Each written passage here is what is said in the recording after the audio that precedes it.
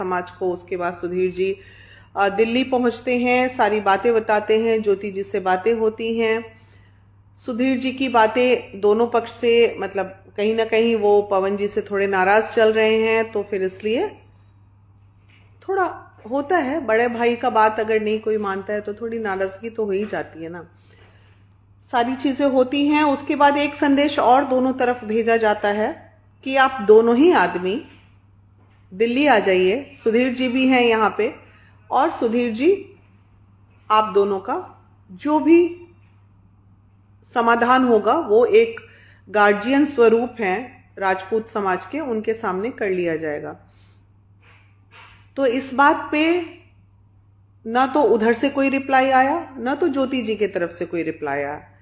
और हम लोग कल शाम को ये निर्णय मैंने भी ले लिया था उनके साथ साथ कि मैं इस केस में अब नहीं पढ़ूंगी, क्योंकि कल पवन जी भी आ गए थे लाइव और उन्होंने अपनी बातों को रख दिया था।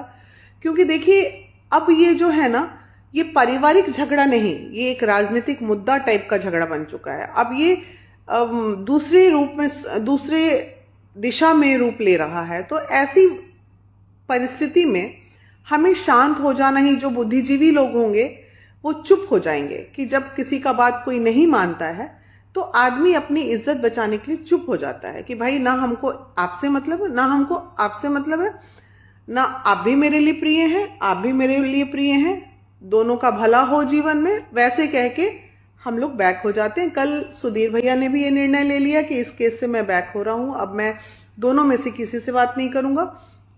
और कल शाम को मैंने भी ले लिया था निर्णय कि अब इस मैटर पे